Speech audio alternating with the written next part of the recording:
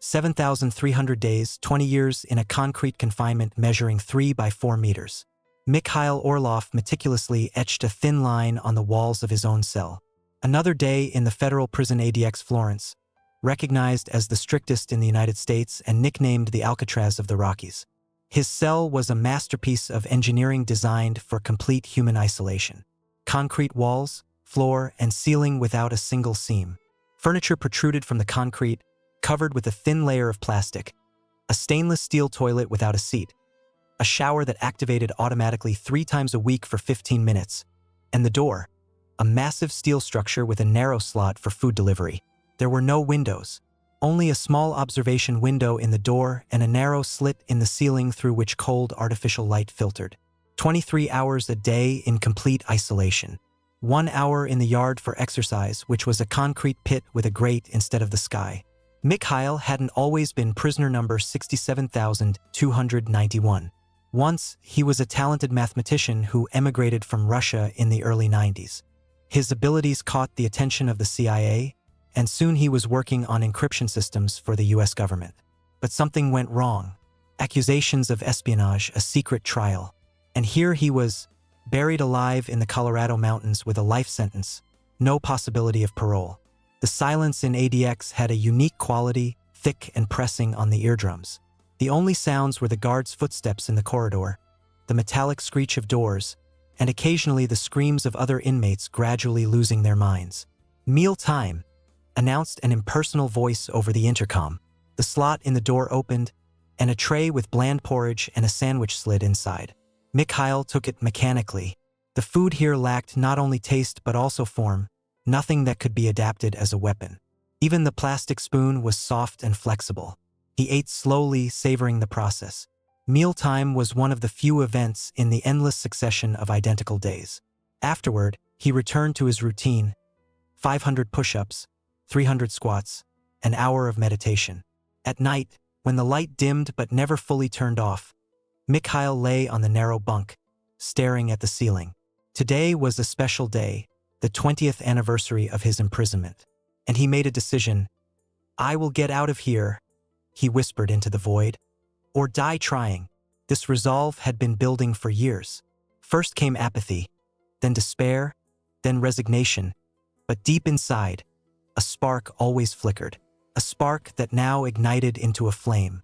ADX was built to make escape impossible. In the entire history of the prison, no one had succeeded. But Mikhail was no ordinary prisoner.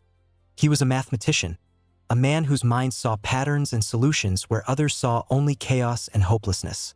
That night, for the first time in years, he fell asleep with a faint smile on his face. The system holding him captive was flawless.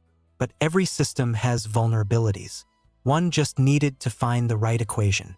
The first step toward freedom was understanding the prison as a system. Mikhail began collecting data, turning his mind into a living map of ADX Florence. Every morning, Guard Jenkins brought breakfast at exactly 6 o'clock. Every Tuesday, Rodriguez changed the bedding at 9:30. On Thursdays, Dr. Harris conducted a 5-minute medical check through the observation window. Once a month, a warm shower instead of the usual cold one. All these were variables in the equation he was solving. Mikhail also noted other patterns. Every Wednesday at 3:20 p.m., there was a shift change for the guards, and surveillance in his sector weakened for 8 minutes and 30 seconds. And during fire alarm checks, conducted every 3 months, the cell doors unlocked for 2 seconds before the backup power kicked in. Mikhail began studying the guards, their habits, weaknesses, daily routines. Jenkins drank coffee only from his favorite mug and always held it in his right hand. Rodriguez suffered from arthritis and often massaged his left knee. Burke, the shift supervisor, took antidepressants that made him sluggish after lunch breaks. But escape required not just knowledge of routines but tools. In a place where even a ballpoint pen was considered a potential weapon, this seemed impossible, but Mikhail was patient. Once, during a shower session, he noticed that one of the mounting bolts on the shower head was slightly rusted. For weeks, he patiently loosened it during his 15-minute showers. After 2 months, the bolt was in his hands, his first tool. With it, Mikhail began gradually, millimeter by millimeter, loosening the steel frame of his bunk. Every night, when cell checks were less frequent, he worked, and in the mornings, he carefully concealed the traces. Another source came from books in the prison library. Inmates at ADX Florence were allowed to order a limited number of books. Mikhail methodically requested works on engineering, geology, and medicine, all under the guise of interest in natural sciences. He memorized entire pages, creating an encyclopedia of knowledge in his mind, essential for escape. But the most valuable acquisition was communication with his block neighbor. In ADX, inmates were isolated not only from the outside world but from each other. Mikhail discovered that through the ventilation system, he could maintain contact with his neighbor if he spoke at certain hours when the fans were at minimum. It turned out to be Ray Johnson, a former gang member serving 3 life sentences for murder. Their initial conversations were sparse. A few words, fragments of phrases. But over time, a fragile trust formed. "Why do you need this?" Ray asked one day when Mikhail hinted at his intentions. "Even if you manage to leave the cell, they'll stop you in the corridor. And if by some miracle you get past the corridor, you'll get shot in the yard. And if by some unbelievable means you break through the walls, you'll die in the mountains." ADX was built in one of the most inhospitable places in Colorado for a reason. "I have a daughter," Mikhail replied after a long silence. "She was 3 when I was arrested. Now she's 23. She thinks I'm a traitor. I need to find her and tell her the truth." "What truth?" "That I'm not a spy, that I refused to participate in developing a mass surveillance system and was framed. I have evidence hidden where it can't be found. If I die here, the truth dies with me." Ray was silent for a long time. "I'll help you," he finally said. "Not because I believe you'll succeed, but because in this hell we need something to hold on to." From that moment, Mikhail's plan gained a new dimension. Ray, who had spent 12 years in ADX, knew things about the prison that Mikhail didn't. For example, once a year, there was a full electrical system audit, during which both main and backup power shut off for 30 seconds. Or that, in the West Wing, where the utility block was, security was minimal on Tuesdays. Together, they devised a plan that seemed inconceivable. A precisely timed, meticulously detailed plan that required exceptional timing, incredible physical endurance, and a significant dose of luck. A plan where even the slightest deviation could mean death. The entire preparation took a full year. During that year, Mikhail relentlessly trained his body, pushing it to its limits. He studied the layouts of the ventilation, electrical, and plumbing systems of ADX, recreating them in his memory. He collected inconspicuous tools, a piece of wire from the mattress, a shard of mirror, threads pulled from clothing. And finally, the day arrived, April 16th, the day of the annual electrical system check. The day Mikhail Orlov intended to escape from the most secure prison in the United States. April 16th turned out unusually calm. Mikhail woke up much earlier than the scheduled wake-up at 4:30 a.m. For the last time, he surveyed the cell that had been his home for 21 years. Gray walls etched with thousands of barely visible marks, his calendar of imprisonment. He knew every crack in the concrete, every chip in the paint. Breakfast proceeded as usual. Mikhail ate every last crumb. Today, he would need energy like never before. The morning rounds passed without incident. Guard Jenkins didn't even glance at him, mechanically noting his presence in the log. At 10 o'clock, an announcement echoed through the prison about the start of technical work. All inmates were informed of the upcoming temporary power outage. For most, it meant a minor inconvenience. For Mikhail, it was the beginning of the decisive phase. He discreetly retrieved his primitive tools from the hiding spot under the mattress.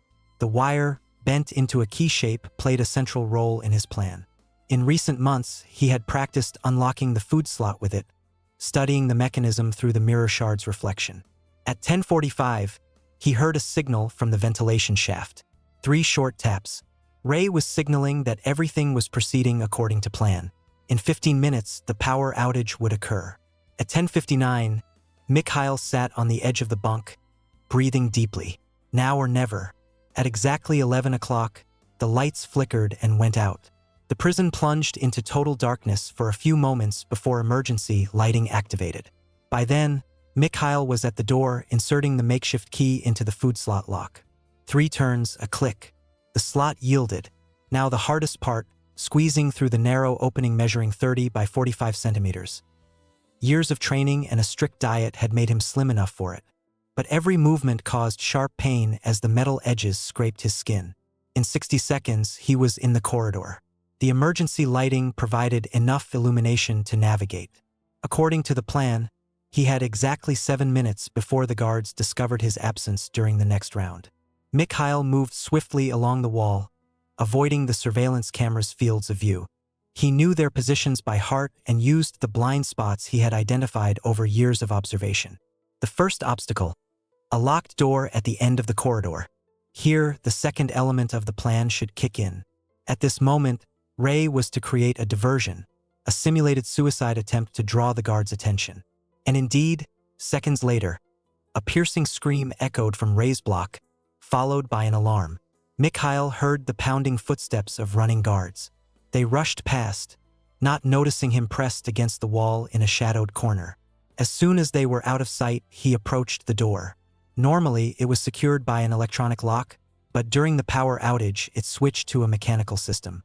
For this exact scenario, he had crafted a spare key from a metal strip extracted from the bunk frame. The door creaked faintly. Mikhail slipped into the service corridor meant for staff. There were no surveillance cameras here, a budget-saving measure Ray had informed him about. Now came the riskiest stage, through the administrative sector to the utility rooms. There were always people there, even during maintenance. Mikhail moved like a shadow, using every cover. Years of observation had taught him to predict staff movements. He knew the warden's secretary took a coffee break at 11:15, that the guard at the administrative wing entrance got distracted by his phone every 10 minutes, that the camera in the corridor corner rotated clockwise every 30 seconds. Once, he nearly came face to face with a technician emerging unexpectedly from a side door. Mikhail managed to hide behind a laundry cart in time, holding his breath. The technician passed by, humming a tune. 11:23. According to his calculations, the alarm should have sounded by now. The guards had discovered his absence. Every second counted. Finally, he reached the utility department. Here was his main target, the laundry. According to Ray's information, once a week, dirty laundry was transported off-site to an industrial launderer in town. And today was that day. Mikhail entered the laundry through the back door. Large baskets of laundry were already prepared for shipment. He chose the most remote one, climbed inside, and buried himself under layers of sheets and uniforms. His heart pounded so loudly it seemed audible through all the fabric. Now, all that remained was to wait and hope his calculations were accurate. 10 minutes later, he heard voices. 2 men entered the room discussing a baseball game. They began loading the baskets onto carts. "Damn, this one's heavy," one said, grabbing the basket where Mikhail hid. "Let's do it together," the other replied. Mikhail felt the basket lift. Every jolt threatened to reveal him, but the men apparently attributed the weight to a large amount of laundry. The basket was loaded into the van. Mikhail heard the doors slam shut, then the engine start. The van moved. At that moment, a prolonged siren wail echoed over the prison, the general alarm. The escape had been discovered, but the van was already leaving the prison grounds. The final checkpoint. Mikhail knew vans were usually visually inspected here, but with the alarm, everything could change. "What's going on?" came the driver's voice. "Alarm in Block D. One of the inmates tried to hang himself," replied the guard at the gate. Mikhail exhaled in relief. Ray's plan had worked. They thought the alarm was about his suicide attempt, not an escape. "Proceed," the guard said after a pause. The van moved forward slowly, leaving the confines of ADX Florence. Mikhail Orlov, prisoner number 67,291, had officially escaped the inescapable prison. But this was just the beginning. Ahead lay a pursuit unlike any in the history of the American penal system. The van stopped 40 minutes after leaving the prison. Mikhail heard the driver exit, slamming the door. This was his chance. Cautiously crawling out from under the pile of laundry, he crept to the van's door. Through a small window, he saw an industrial building, the Florence City Laundry. No one was around. Mikhail carefully opened the door and slipped out. For the first time in 21 years, he was under the open sky without walls or bars. The April sun blinded him so much that his eyes, accustomed to dim artificial light, blinked, trying to adjust. The air, filled with spring scents, felt unusually thick in his lungs. But there was no time for acclimation. Mikhail quickly scanned the surroundings and headed to the nearest alley. His plan involved moving toward the railroad tracks crossing Florence. From there, he could slip out of town unnoticed. Navigating the streets of even a small town like Florence was challenging. After 2 decades in 4 walls, Mikhail felt unsteady in open spaces. Every sound, every passing car made him flinch and seek cover. He advanced in short dashes, avoiding main streets. His prison uniform was the main problem. It made him too conspicuous. Passing a house with a clothesline, Mikhail grabbed hanging jeans and a shirt. He hated stealing from ordinary people, but there was no other way. Hiding in a nearby alley and changing clothes, he continued toward the railroad. Now he looked like an ordinary townsman, albeit pale and gaunt. Mikhail knew he had little time. By now, his disappearance had likely been discovered. A massive search would soon begin. Roads would be blocked. Federal marshals and FBI agents would flood the town. He quickened his pace, approaching the tracks. And then he heard it, the sound of sirens. Multiple sirens approaching from the highway. It had begun. Mikhail ducked under a bridge as police cars raced by. He pressed against a concrete pillar, trying to blend into the shadow. His heart pounded so hard he feared it might be heard. After waiting out the first wave of pursuers, he continued along the tracks. According to the schedule he memorized from old newspapers in the prison library, a freight train was due through Florence around 2 p.m., heading to Pueblo. 1:55. Mikhail heard a distant whistle. The train was approaching. He hid behind an old shed near the tracks, waiting. The massive freight train slowly entered the town, gradually slowing down. Mikhail scanned the cars, looking for an open one with a loosely closed door. Near the end of the train, he spotted a suitable car. The door was ajar by a few centimeters. The train was moving slow enough to jump on. But at that moment, he noticed a patrol car creeping along the tracks. He froze, pressing to the ground. The policeman scanned the area carefully. The train continued moving. His chance was slipping away. The policeman stopped the car and got out, looking around. He clearly suspected something. Mikhail held his breath. At that moment, a loud noise came from the opposite side of the tracks. A pack of stray dogs was fighting over scraps. The policeman turned toward the sound and headed there. This was Mikhail's chance. He dashed to the passing car, calculating the jump on the run. In one motion, he grabbed the door handle and pulled himself up, climbing inside. In the dark space filled with crates, Mikhail pressed to a crack in the door. The policeman returned to his car, noticing nothing. The train continued, gradually picking up speed and carrying the fugitive away from Florence. But this was only the beginning of his journey. Mikhail knew he would now be hunted across the entire state. News of the escape from the supposedly impenetrable prison had undoubtedly spread to all news channels. The car swayed to the rhythm of the wheels, carrying him eastward. Mikhail thoroughly inspected the space, trying to determine the cargo. The crates contained auto parts. In the far corner, he found an old, worn sheet, likely left by a previous passenger. Wrapping himself in the sheet, Mikhail allowed himself a brief rest. For the first time in 21 years, he felt free. But this feeling of freedom was fragile and fraught with dangers. A couple of hours later, the train began to slow. Through the narrow crack in the door, Mikhail glimpsed the approaching town of Pueblo. Here, he planned to leave the car and continue his journey. As the train nearly stopped at the freight station, Mikhail carefully opened the door to look around. The station buzzed with activity, workers, engineers, guards everywhere.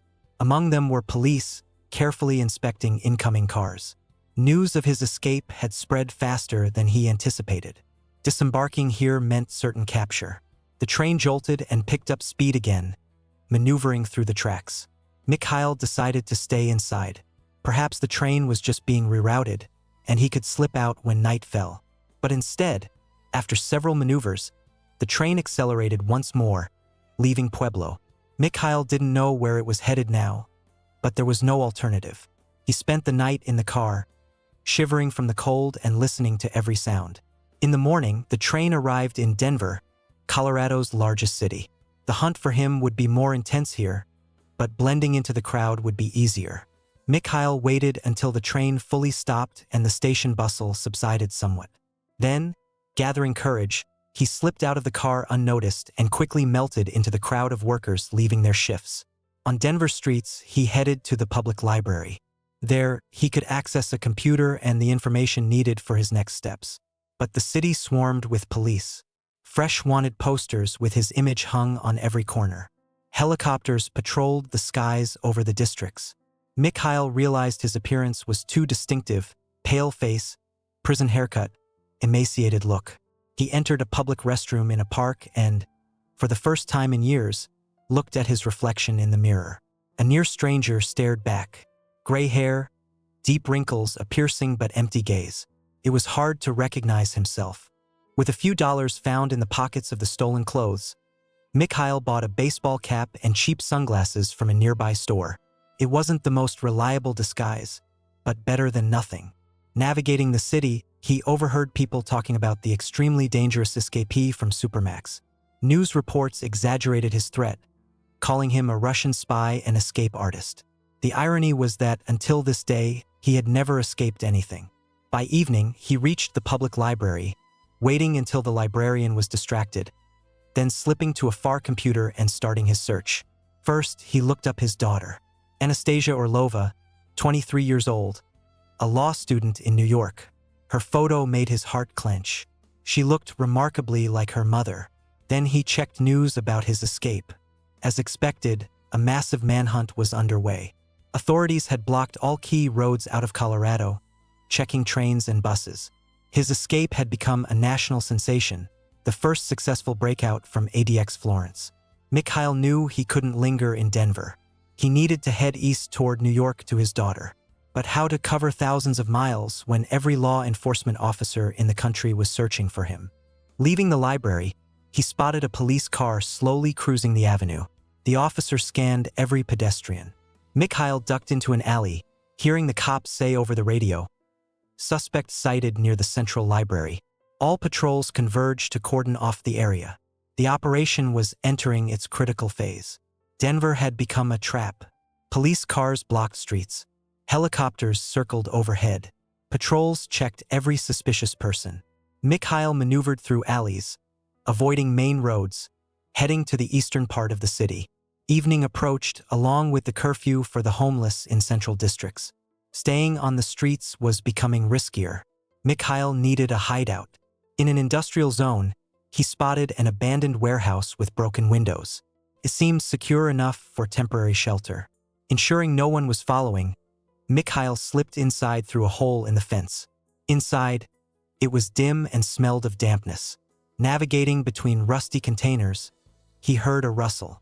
He wasn't alone. Mikhail froze, peering into the darkness. "Who's there?"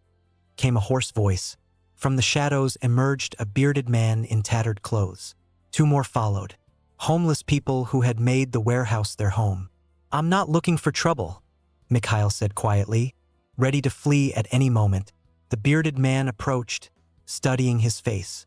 Suddenly, his eyes widened. "So it's you, the Russian from the news, the escapee from Supermax." Mikhail tensed, bracing for the worst. But the homeless man's reaction surprised him. "Respect, brother. 20 years in solitary, and you still broke out. I'm Jim, former Marine. 5 tours for robbery. I know what the system is." The others approached too, eyeing Mikhail curiously. They introduced themselves as Rick and Marvin, former inmates with their own histories of run-ins with the law. "The cops are searching the whole city," Rick said. "You need to get out of here." "I know," Mikhail replied, "but all roads are blocked." Jim scratched his beard thoughtfully. "There's a way, not the most pleasant, but effective. Garbage trucks. They leave the city early in the morning. No one checks them. Who wants to dig through trash?" The plan was desperate, but there were no other options. Jim explained that nearby was a waste sorting station from which garbage trucks headed to the city dump in the suburbs.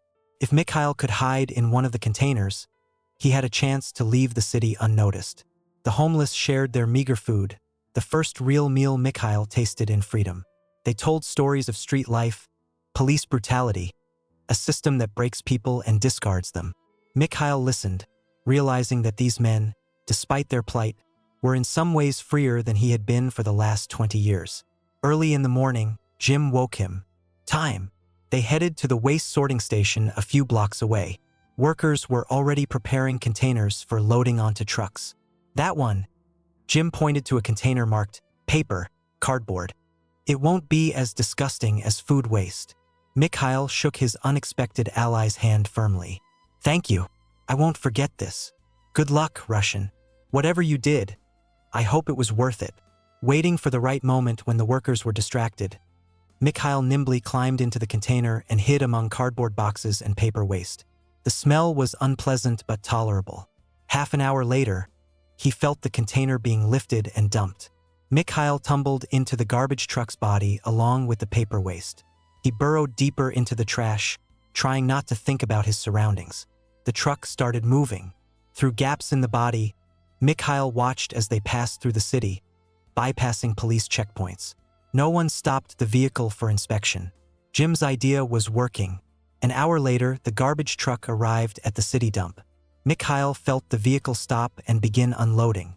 He fell out with the trash, careful not to attract the driver's attention. At the dump, he quickly crawled aside and hid behind a pile of waste. From there, he could see the highway leading east out of Denver. It was about a kilometer of open space away. Waiting until the truck left, Mikhail cautiously headed toward the highway. He was dirty, smelling bad, but outside the city and its cordons. Reaching the highway, he stood on the shoulder, thumb raised, the universal hitchhiker's gesture. Several cars passed without stopping. Who would pick up a dirty vagrant? Finally, a battered pickup slowed. Behind the wheel was an elderly farmer. "Where you headed, son?" he asked, eyeing Mikhail suspiciously. "East? Anywhere east," he replied. "I'm going to Limon. That suit you?" Mikhail nodded and climbed into the cab. The farmer wrinkled his nose at the smell but said nothing, turning up the radio. On the radio, news was broadcasting about the ongoing search for the escapee from ADX Florence. The farmer shook his head. "Imagine some Russian spy escaped from Supermax. They say he's dangerous and might be heading east." Mikhail tensed but tried to look indifferent. "Yeah, heard about that. Hope they catch him soon. People like that shouldn't be among us." The rest of the ride passed in silence. Mikhail stared out the window at Colorado's vast expanses, gradually turning into Kansas plains. Freedom felt so fragile and so vast. In Limon, the farmer dropped him at a roadside diner. "You could use a wash, son. You look like hell." Mikhail thanked him and headed to the diner. In the restroom, he cleaned up as best he could and changed into a clean shirt bought from a vending machine with his last money. Leaving the diner, he saw a trucker's parking lot. Semis lined up, ready for the road.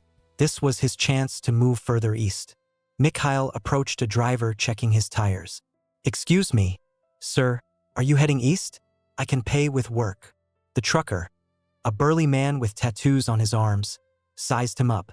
"Not running from the cops? I don't need trouble." "No, sir, just need to get to family." The trucker paused, then nodded. "I'm going to Kansas City. You can ride if you don't talk much." Mikhail climbed into the cab, feeling luck smile on him again. But relaxing was premature. News of his escape played on every channel. His photos hung at every gas station. The trucker turned out taciturn, which suited Mikhail. They stopped only for fuel and short breaks. At one truck stop, Mikhail spotted a patrol car and 2 officers checking driver's licenses. "Damn, federal agents," the trucker muttered. "Hunting that Russian deserter." Mikhail felt a chill inside. He was trapped. Where to run? Only endless fields around. "Going for coffee," he said, trying to stay calm. "Want some?" "Black with 2 sugars," the driver replied, eyes on the cops. Mikhail walked leisurely to the gas station store, frantically thinking of escapes. Inside, he crossed the sales floor and headed to the door marked "Staff Only." Ensuring no one watched, he slipped inside. In the service corridor, he soon found an exit to the loading dock. From there, he could leave the stop unnoticed and continue along the highway on foot. But as he was about to step out, the door swung open and a policeman stood there. "Hey, citizen, stop!" Mikhail froze. 21 years of freedom ended before it truly began. "Hey, citizen, stop!" The policeman shone a flashlight on Mikhail. This area is staff only. Mikhail raised his hands slowly. His heart pounded as if ready to burst. Sorry, officer. I was looking for the restroom. The cop, young, no older than 30, eyed him suspiciously. The public restroom is on the other side. Got ID. It was over. Mikhail had no ID, no convincing story. He could try to run, but where? Or attack the cop, but that would make him a real dangerous criminal, which he never was. At that moment, the door opened again, and a woman in a gas station manager's uniform entered the corridor. Jake, what's going on? She asked the policeman. Caught this guy in the staff area, he said. Says he was looking for the restroom. The woman looked at Mikhail, and something like recognition flashed in her eyes. But she didn't show it. I directed him here, she said unexpectedly. The public restroom was clogged, and this gentleman was in dire need. I pointed him to the staff one. The policeman frowned. Sarah, you know that's against the rules. Yes, Jake, but sometimes rules can be bent for human reasons, right? She smiled, placing a hand on the officer's shoulder. By the way, your partner is looking for you. Something about checking trucks. The policeman hesitated, glancing between the woman and Mikhail. Finally, he nodded. Fine, but follow the rules next time, ma'am, and you too, sir. When the policeman left, the woman turned to Mikhail. I know who you are, she said quietly.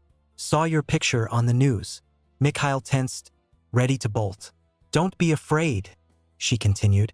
My brother got 15 years for pot possession. 3rd strike under the 3 strikes law.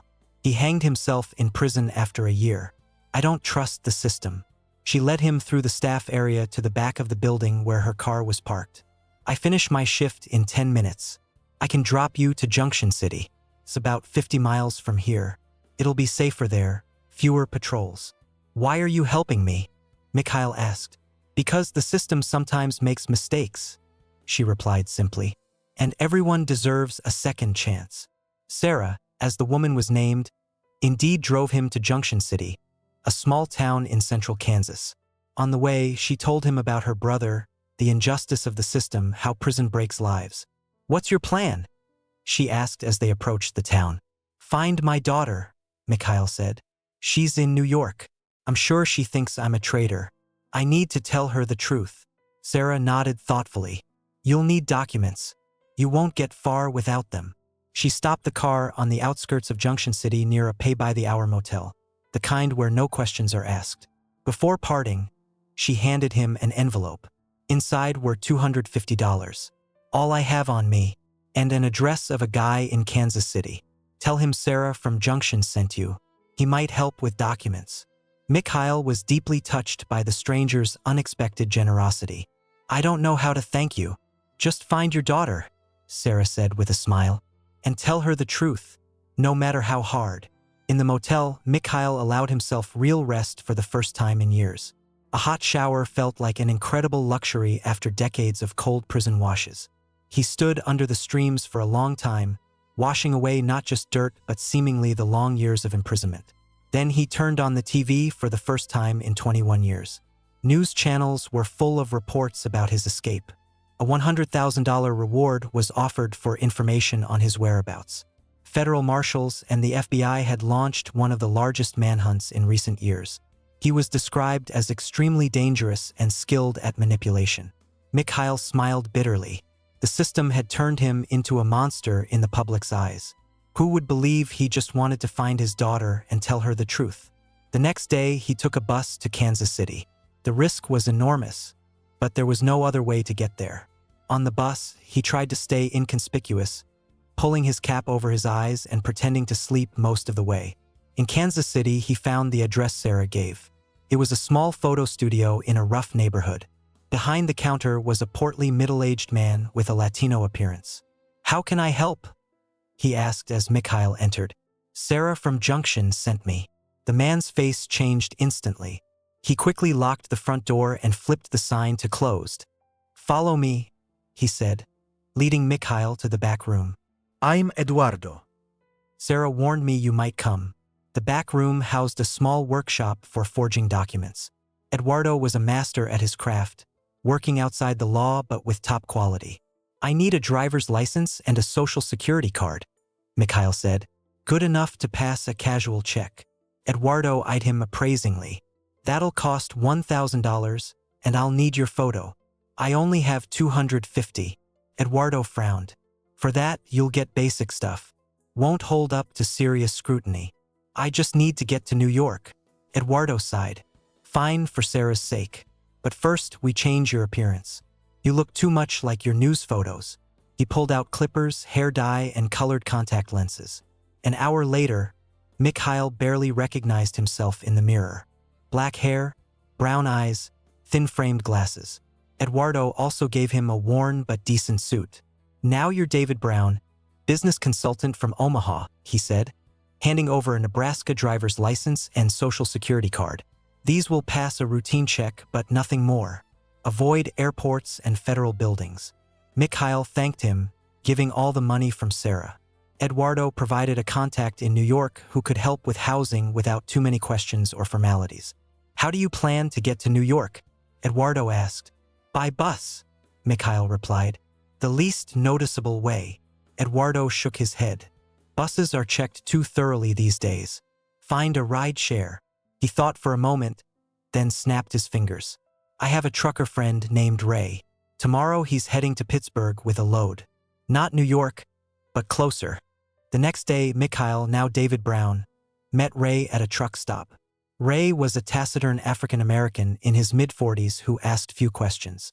Eduardo introduced Mikhail as a friend needing to head east. Rules are simple, Ray said. Don't meddle in my business and I won't in yours. At checkpoints, hide in the sleeper and stay quiet. Split food costs. The trip with Ray took 3 days. They crossed Missouri, Illinois, Indiana, and Ohio, gradually nearing the East Coast. For the first time in a long while, Mikhail saw America with his own eyes. Not through bars. Vast fields, small towns, big cities. A world that had continued while he was buried under concrete. Ray turned out to be an engaging conversationalist once he opened up. A former military man, he shared much and had his own views on life and justice. You know what's most ironic about this country? He asked one evening over dinner at a roadside diner. Everyone talks about freedom, but most people live in an invisible prison of debt, prejudice, a system stacked against you from birth. Mikhail nodded silently. He understood what Ray meant, though their paths differed. In Pittsburgh, they parted. Ray shook his hand firmly and wished him luck, without asking where he was going next. Take care, David, he said.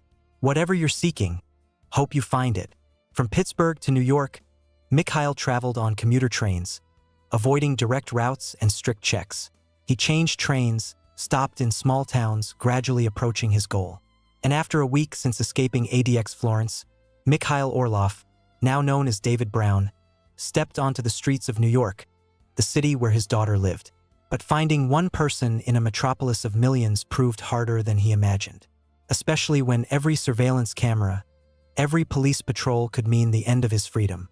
Mikhail contacted Eduardo's connection, an elderly Russian woman named Irina, who ran an illegal boarding house for immigrants in Brooklyn.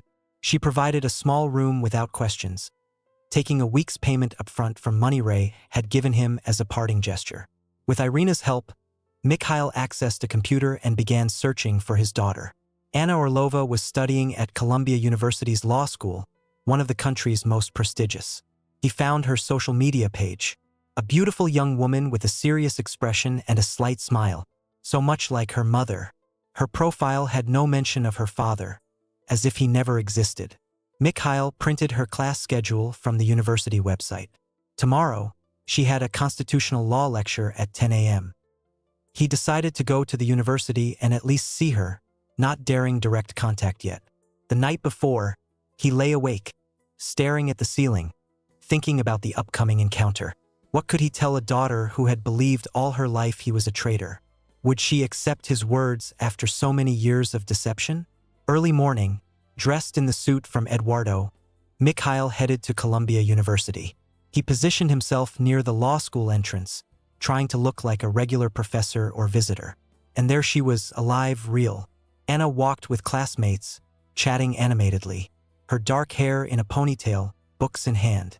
She radiated happiness, confidence, youthful energy. Mikhail froze, unable to move, 20 years waiting for this moment. And here she was, his daughter, a grown woman who never knew her father. He stepped forward, about to call her. At that instant, he noticed two men in civilian clothes watching the entrance intently. Their posture, vigilant gazes, everything screamed federal agents. They were waiting for him somehow. They had figured he might show up here. Mikhail retreated slowly, blending into the student crowd. Anna passed by, not noticing the man who had overcome countless obstacles to see her. Back in his Brooklyn hideout, Mikhail faced the bitter reality. The FBI was undoubtedly monitoring all his potential contacts, including his daughter. Direct contact was impossible. He needed another way to reach her, and quickly. His freedom was time-limited. Mikhail knew every night in New York increased the chance of capture. The agents at the university showed they anticipated his moves and were now waiting for his slip-up. The solution came unexpectedly. Flipping through an old magazine, Mikhail stumbled on an article about digital security. Among other things, it mentioned dead drops, a method of passing information without direct contact, used by intelligence services. The idea was simple. Leave a message in a place known only to the recipient and signal that it's waiting. Mikhail began studying Anna's routine. Through social media, he learned she regularly visited a small cafe near campus. There, she often studied in the evenings based on her geotags. He wrote a letter, a detailed explanation of everything that happened 20 years ago. How, working for the NSA, he discovered a program for total citizen surveillance. How he refused to participate and threatened to expose it.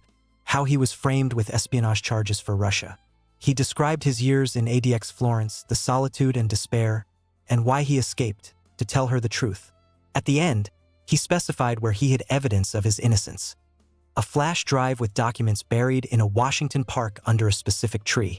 The coordinates were encoded in a way they used in a childhood game when she was 3, a simple substitution cipher only she could recall. He sealed the letter in an envelope, addressed only to Anna. Next was delivering it so it reached her, bypassing FBI surveillance. Mikhail chose a day when Anna, per her schedule, would be in the library late. He arrived at the cafe early morning when few patrons were there.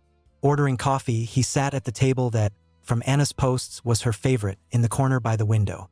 Waiting until the barista was distracted, Mikhail taped the envelope to the underside of the table, out of sight but easy to feel. Then he left a volume of Pushkin's works in Russian on the table. It was a secret sign for Anna. In her childhood, he often read her poems by the great poet before bed. She might not remember consciously, but the book could stir buried memories. Leaving the cafe, Mikhail took up an observation post in the park across the street, from where he could watch the entrance. Now all that remained was to wait patiently. Anna appeared at the cafe toward evening, as he expected. She placed her usual order and headed to the window table. Mikhail froze, watching through binoculars bought from a thrift shop. Anna noticed the book on the table. She picked it up, curiously flipped through pages, then furrowed her brows and looked around. Something in the book caught her attention. She sat at the table and began studying, occasionally glancing at the book. Mikhail waited, hoping she'd find the envelope. After 2 hours of work, Anna accidentally dropped a pencil. Bending to pick it up, she noticed the envelope taped underneath. Mikhail saw her face change. Surprise, confusion, wariness. She looked around, then carefully peeled it off and tucked it into her bag. She took the Pushkin book too, leaving the cafe. First contact made. Now it depended on whether she'd read the message and believe him. For the next 3 days, Mikhail watched Anna from afar, careful not to draw attention. She seemed tense, often looking over her shoulder as if sensing surveillance. But the FBI apparently noticed nothing suspicious, no signs of increased monitoring on her. On the 3rd day, Anna did something Mikhail didn't expect. She posted on her Instagram a photo of a sunset in the park with a quote from Pushkin, the very one he often recited to her in childhood. "If life deceives you, don't be sad, don't be angry." It was her response. She had read the message and perhaps believed him. Now Mikhail needed to arrange a meeting safe for both. He decided on another dead drop, this time at the public library. He left a note in the same Pushkin volume Anna took from the cafe and returned the book to the cafe, where a worker found it and set it aside for the forgetful student. In the note, Mikhail suggested meeting at Central Park by the boat rental station on Saturday at 12 p.m. The place was crowded, providing relative safety from open arrest. When Anna returned to the cafe, they told her about the found book. She took it, and Mikhail, watching from afar, saw her discover the note. Saturday dawned cloudy and cool. Mikhail arrived at the park an hour early, carefully checking for surveillance. He dressed inconspicuously. Gray coat, hat shading his face, glasses. At noon, he positioned himself by the boat rental, watching the approaches. And there she was. Anna walked down the path alone, glancing back often. She was cautious too. Mikhail moved toward her slowly. Their eyes met. He saw her freeze, recognizing and not recognizing at once. 20 years was too long. "Anna," he said quietly, stopping a few steps away. She stared at him with wide eyes. Fear, distrust, but also a spark of something else. At that moment, Mikhail caught movement to the side. Men in plain clothes were surrounding him from all directions. The FBI, they had tracked him after all. "Run," he shouted to Anna. "Find the flash drive. There's the whole truth." He dashed away, drawing the pursuers from his daughter. Agents chased him, leaving two with Anna. Mikhail raced through the park, weaving between walkers. 20 years in confinement had taken its toll. He quickly lost his breath, but adrenaline and desperation fueled him. He burst onto the street, crossed the road, ducked into an alley. Behind him, shouts, "FBI, stop!" Mikhail knew he wouldn't last long, but he needed to buy time for Anna, for the truth. Turning a corner, he ran into a police patrol. The officers reacted immediately, drawing weapons. "Freeze! Hands behind your head." Mikhail raised his hands slowly. His breathing was ragged. His heart raced. Moments later, FBI agents arrived, showing badges to the police. "FBI, this is escaped felon Mikhail Orlov." They cuffed him. One agent radioed, "Target secured. Repeat, Orlov secured." Mikhail didn't resist. He had done all he could. Now the truth was with Anna. As they led him to the car, he saw her standing at the street corner, watching in horror. Their eyes met one last time. "I believe you," she mouthed silently. And that was enough. The federal jail in New York became Mikhail's temporary holding before the inevitable return to ADX Florence. After arrest, he was placed in a maximum security solitary cell. No contact with other inmates, minimal staff interaction. The first interrogation happened 2 hours after capture. 2 FBI agents, a man and a woman, both in strict suits with impassive faces. "Mr. Orlov," the man began, "you've caused the federal authorities quite a bit of trouble." Mikhail remained silent. What could he say? That he didn't regret the escape, that he was ready to return to the concrete sarcophagus because he had seen his daughter. "How did you escape ADX Florence?" the woman asked. "It was considered impossible. Even the most perfect system has weak points," Mikhail said quietly. They questioned him for hours. Who helped, how he got to New York, where he hid, who forged documents. Mikhail refused to name those who aided him. Jim and the other homeless, Sarah from the gas station, Eduardo, Ray, Irina, they all risked for him. He couldn't endanger them. "You realize your situation has worsened?" the agent said. "New charges added to life. Escape, false documents, crossing state lines." "I understand," Mikhail replied. "But I did what I had to." The interrogation yielded nothing. The agents left, promising to return the next day. Alone, Mikhail lay on the hard bunk, staring at the ceiling. He felt no despair or fear of returning to ADX. A strange calm filled him. He had seen his daughter. She knew the truth. Whatever happened next, it couldn't be taken away. The following days passed waiting for transfer back to Colorado. Mikhail spent time meditating and recalling every detail of his brief freedom. Smells, sounds, colors, people's faces. He built a treasury of memories to draw from during the long years of confinement ahead. On the 5th day after arrest, something unexpected happened. Instead of another check, a lawyer visited, a young woman with a firm gaze. "Mr. Orlov, I'm Maria Khan. I represent your daughter, Anna Orlova's interests," she said.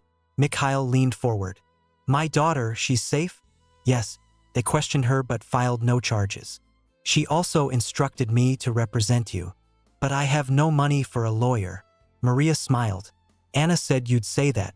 She's paying my fees from her student fund. Mikhail was stunned. His daughter, whom he barely knew, was sacrificing for him. I can't accept this. Afraid you have no choice. I'm already your lawyer. Maria opened her briefcase and pulled out a folder. Besides, we have something that could change your situation. She placed a flash drive on the table. Anna found it where you indicated. Mikhail couldn't believe his eyes. The drive he buried 20 years ago before arrest, proof of his innocence. She didn't believe at first, Maria admitted frankly. But she's studying law for a reason. She checked facts, matched dates, and found the drive. What's on it? Documents proving you refused to join the illegal surveillance program. Emails showing you were framed, and crucially, an audio recording of your former colleagues discussing how to fabricate the case against you. Mikhail closed his eyes. 20 years he waited for this. 20 years hoping the truth would surface. We've sent copies to major outlets and human rights organizations, Maria continued. The Guardian and Amnesty are preparing publications. We've also filed for a case review based on new evidence. Will it work? Mikhail feared hoping. Honestly, I don't know.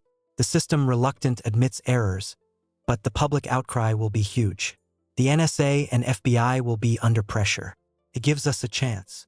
In the following days, the world around Mikhail began to change. First, small things. Guards became more attentive, food improved. Then he was moved to a more comfortable cell. A week later, a media storm erupted. Front pages screamed scandal.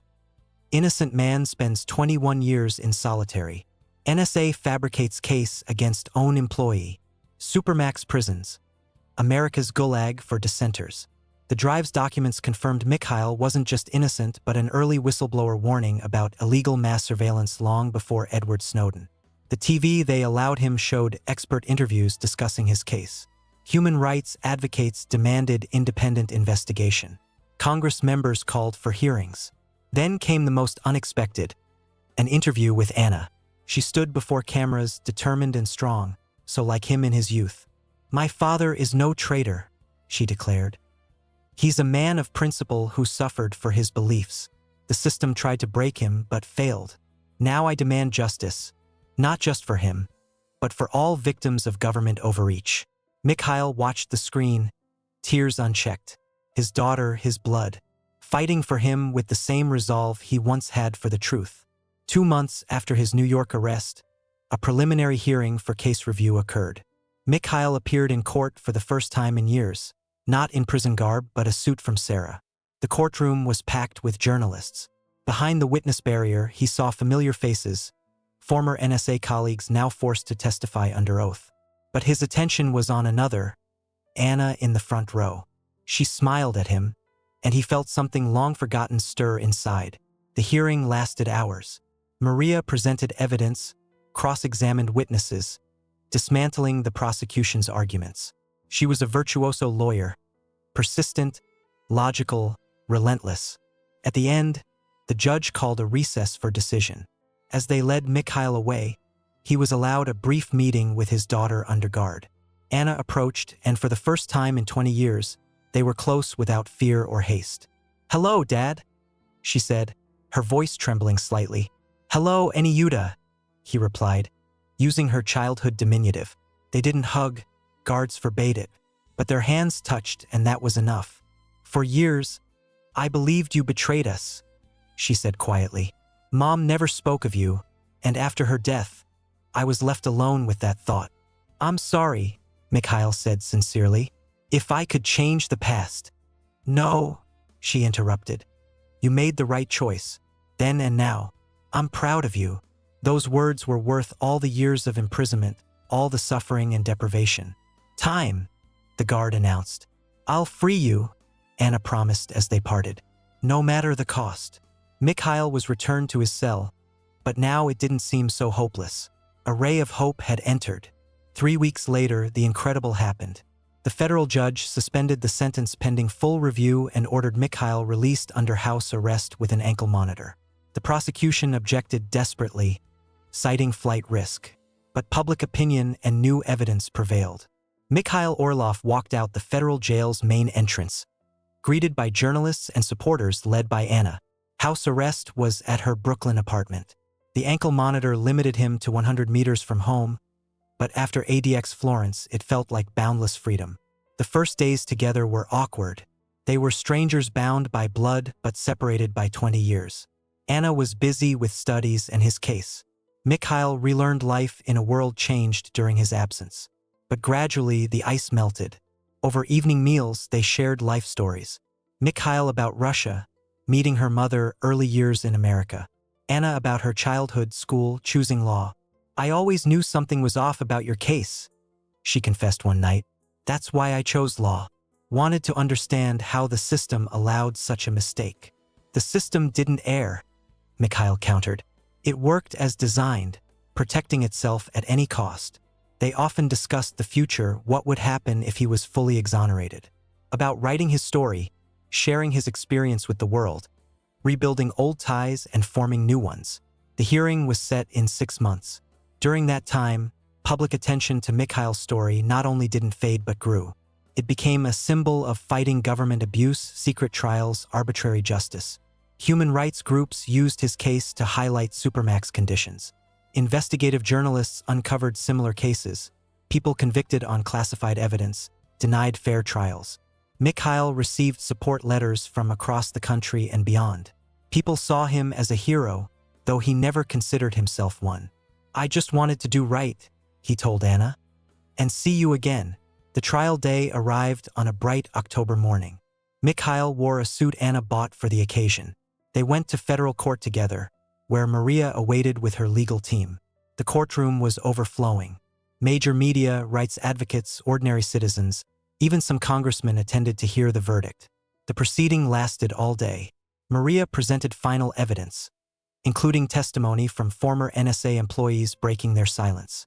The prosecution, realizing the futility, no longer insisted on guilt, but tried to soften the blow to law enforcement's reputation. Finally, the judge retired to deliberate. Mikhail sat with Anna, holding her hand. Regardless of what followed, they had won. Found each other, restored the truth. 2 hours later, the judge returned. The room tensed. "All rise," the bailiff announced. The judge surveyed the crowd, then read the decision. Having reviewed all evidence and heard witnesses, the court concludes that charges against Mikhail Orlov were fabricated, and his right to a fair trial was grossly violated. With each word, hope in Mikhail's heart grew. He squeezed Anna's hand tighter. Accordingly, the court rules. All charges against Mikhail Orlov are dismissed. The sentence is fully vacated. Mikhail Orlov is found not guilty on all counts. The room erupted in applause. Anna hugged her father, tears flowing. Maria beamed victoriously. Furthermore, the judge continued as the noise died. The court orders compensation for wrongful imprisonment in the amount, but for Mikhail, the amount didn't matter. He was free, truly free for the first time in 21 years.